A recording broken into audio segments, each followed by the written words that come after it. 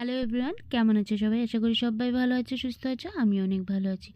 চলে আসলাম নতুন আরেকটি রেসিপি নিয়ে তোমাদের সামনে। তো চলো, আজ বানাবো রূপচাঁদা মাছের তিল বাটা দিয়ে ঝাল। তিল, সর্ষে, পোস্ত দিয়ে তিনটা দিয়ে আমি আজকে রূপচাঁদা মাছের ঝাল বানাবো। তো একদম একটু আলাদা করার চেষ্টা করছি। আশা করি ভিডিওটা তোমাদের ভালো লাগবে।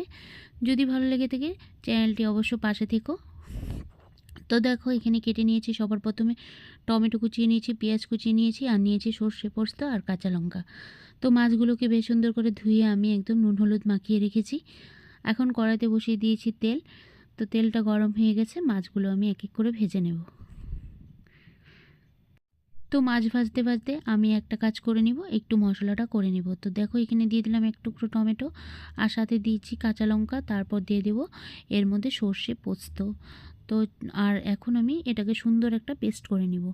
তো চলো বন্ধুরা, তোমরা দেখে নাও কীভাবে আমি পেস্টটা করে নিচ্ছি। তো হাফ আমি বাটা যখন হয়ে গেছে, তখন এখানে ভেজে রাখা একটু সাদা তিল আমি এখানে অ্যাড করে নিচ্ছি।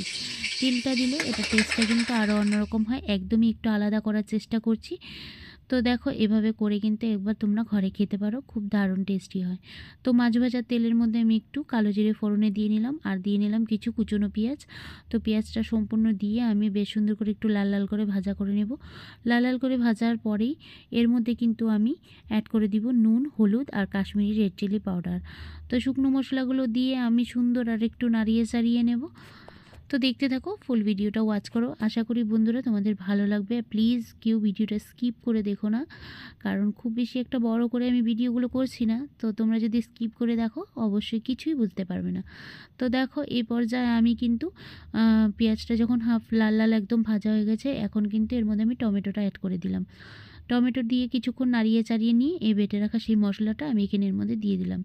তো এটাকে দিয়ে খুব বেশিক্ষণ আমি একটু ভাজাভাজি করবো না, কিন্তু হালকা একটু ভেজে নিয়েই এর মধ্যে জল অ্যাড করে দেব। তো দেখো, এটা খুব বেশি একটা ভাজার প্রয়োজনও নেই, যেহেতু সর্ষে আছে, সর্ষের পরিমাণটা আমি একটু কমই দিয়েছি, পোস্ত আর তিলটা আছে। তো চলো, এটা খুব দেখো মোটামুটি ভাজা হয়ে গেছে, এখানে তেলও ছেড়ে দিয়েছে।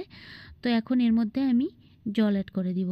তো সাইড থেকে যখন তেল ছেড়ে দেবে তখনই তোমরা একটু জলটা অ্যাড করে দিও। তো মিক্সি ধোয়া বাটিটা দিয়ে আমি একটু জল অ্যাড করে দিচ্ছি। জলটা দিয়ে ঝোলটা কিছুক্ষণ ফুটে গেলেই কিন্তু এর মধ্যে মাছ দিয়ে দিলে কিন্তু আমার রান্নাটা কিন্তু কমপ্লিট হয়ে যাবে। তো খুব বেশি একটা সময়ও লাগে না, খুব অল্প সময়ের মধ্যে কিন্তু এই রেসিপিটি হয়ে যায়, আর খুব সুন্দর টেস্টও হয়। আর এই দেখো, এখানে একটু চিনি দিয়ে নিলাম এটার টেস্টটা দ্বিগুণ করার জন্য, যেহেতু সর্ষে আছে এটার মধ্যে একটু চিনি দিলে বেশ খেতে ভালোই লাগে।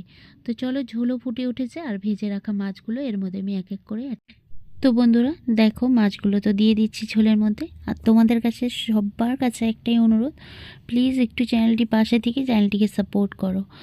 তোমরা যদি সাপোর্ট না করো অবশ্যই আমি এগোতে পারবো না, সেটা আমি জানি। আর তোমাদের একটা কমেন্ট আমার মনে অনেক উৎসাহ জাগায়। কিছুদিন যাবত আমি রেগুলার ভিডিও দিতে পারছি না, কেউ কিছু মনে করো না, শরীরটাও একটু অসুস্থ আছে, আর একটু ব্যস্ততাও আছে। তো চলো, আজকের এই ভিডিওটা কেমন লাগলো, এখানে কেটে রাখা কিছু কাঁচা লঙ্কাও এর মধ্যে কিন্তু অ্যাড করে দিলাম দেখো। আর যদি ভিডিওটা ভালো লেগে থাকে অবশ্যই কিন্তু চ্যানেলটি পাশে থেকে চ্যানেলটি সাবস্ক্রাইব করে নোটিফিকেশন বেলটি অল করে দিতে হবে। তো চলো, আজকের মতো আমার এই মাছ রান্নাটা কিন্তু একদম কমপ্লিট, আর একদম আলাদা রকম একটু করার চেষ্টা করছি। জানি না কেউ আগে করে খেয়েছো কি না, যদি না করে খেয়ে থাকো অবশ্যই একবার ট্রাই করতে পারো, আশা করি তোমাদেরও ভালো লাগবে। তো চলো, দেশ ও দেশের বাইরে থেকে যারা আমার এই ভিডিওগুলো দেখছো তাদেরকে অসংখ্য ধন্যবাদ, অসংখ্য ধন্যবাদ বলছি, আর সবাইকে অনেক ভালোবাসা। তো চলো, আজকের মতো আসছি, আগামীকাল চলে আসবো নতুন আরেকটি ভিডিও নিয়ে। ততক্ষণ পর্যন্ত তোমরা সুস্থ থেকো, ভালো থেকো।